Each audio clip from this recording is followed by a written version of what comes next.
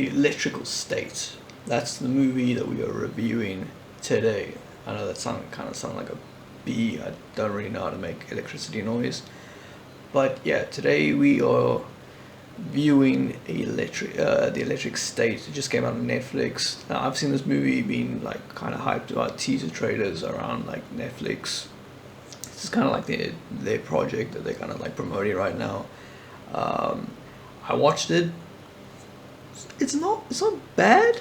I wouldn't say it's the best movie I've watched or one of the best movies I've watched. Between the few movies we've reviewed, I'd probably say it's probably the best movie that we've reviewed so far.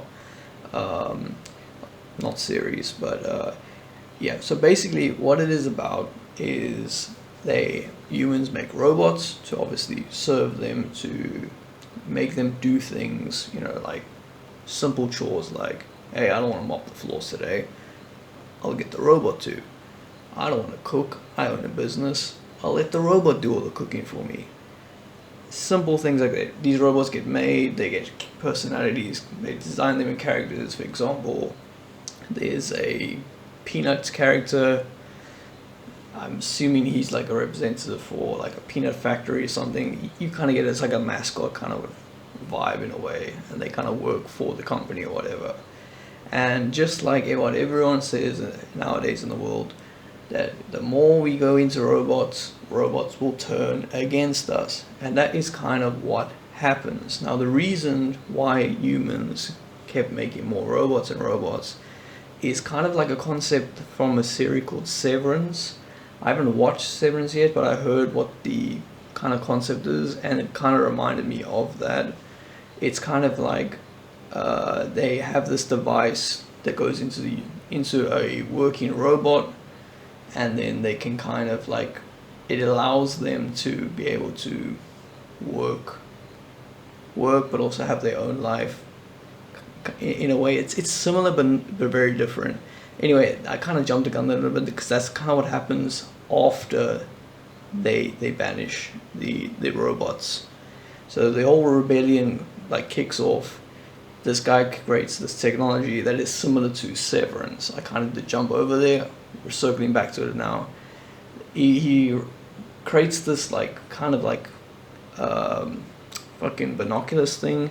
It's kind of like a VR headset. In a way, you then control a mech from sitting, like I could be sitting in a chair with my VR headset, and I can walk around with my bot.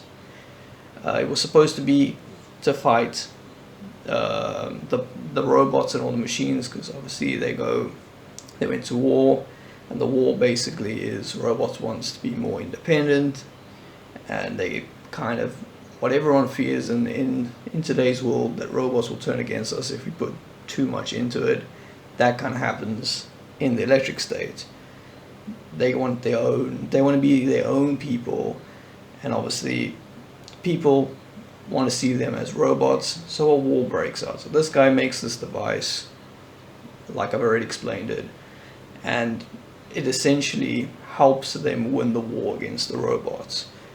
And then after that, he realizes, okay, well, now I gotta make this thing a market, and that's where the Severance series idea kind of comes in, where, hey, you can use your robot to do your job and all the things you don't want to do, or you can relax at home. And in that way, you can see throughout the series, every human you see, basically throughout the towns and stuff, has got this VR thing on their head, and they're doing nothing. They basically live through their robots, and you can see a decline in humanity. But anyway, the main story of this show is a girl played by Millie Bobby Brown. I can't remember her name. The Stranger Things girl. She has a brother that is super intelligent. He does this test. They realize this kid is Einstein level. He's super smart. Something happens.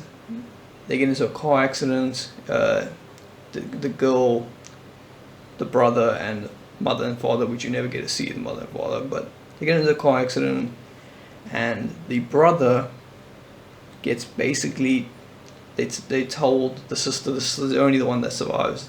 They tell the sister, the whole family's dead, you're the only one alive. The brother, turns out he's still alive. Now this, I know that's not a spoiler because you find that out 5 minutes into the movie. They tell you right off the back. It's not really a big spoiler. You're gonna find out that right in the beginning. It's also very easy to pick up, so it's not that much of a spoiler. So yes, then they realize they're you basically using his brain to kind of power this guy's whole empire of all these robots, which I don't really understand how, because how did you have all of them before? And they kind of link it that this kid is kind of like, without him the whole thing falls down. I don't understand how he had this massive army of robots before the kid. That doesn't make sense to me. But yeah, without the kid, it doesn't really work out the way you can't really. I don't think he can have as many as what he would like. But anyway, I'm butchering it a little bit there. Then obviously, the kid gets put into a robot. Then the robot escapes. I don't know how the hell he escapes the facility. It's a fucking small robot with a big ass head, and he ends up escaping the facility. And he goes straight to his sister, and he kind of tells him, "Hey, it's me," but not in a clear way. It was like pointing and making weird sounds and shit like that. And then basically the whole story is the sister trying to get back the brother. And then obviously they find out all the robots on the outskirts where they've been banished, and it becomes a whole big thing of like getting the robots to help get her brother back and get kind of basically back their freedom in a way, because they did lose the war to the humans and are kind of outskirts, or living on the outskirts. And yeah, they have a whole peace treaty with the humans, and they can't really go anywhere near humans. Humans can't go near them, blah blah blah. But yeah, so they kind of help them, and then at the end you get the picture of what's going to happen. But I'm not really going to tell you what happens.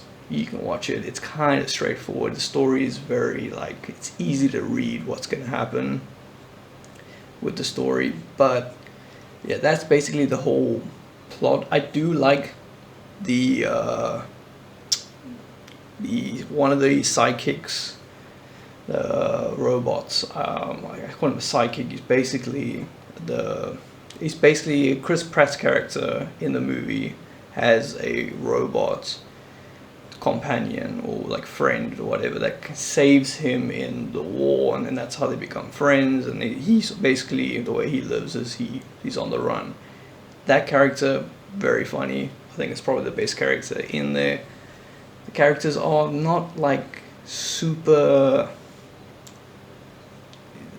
enjoyable, I'll say, that if that's how you can play it. They don't really pull you in too much. The robots are cool, all the robot characters and stuff. I think they did it really well, the robots. I don't think the story is, like I said, I don't think it's a crazy story that is like really in depth with lore and everything. It's kind of a basic kind of story. It's easy to follow. It's a fun movie. It's not super complicated to get into. It's not, they don't overdo everything. It's a simple idea, and that they kind of do it very well. I would give this movie a 6 out of 10. Like I said, it's not gonna be like movie of the year or anything. It's not the best, it's not the worst, but it's a good watch. If you have a Netflix subscription, go watch it. It's a pretty decent movie. Like I said, 6 out of 10. Best movie I've reviewed so far on the channel.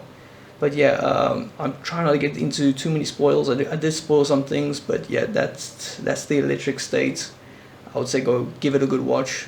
I give it a 6 out of 10. Let me know in the comments if you have watched it, what you liked about the movie.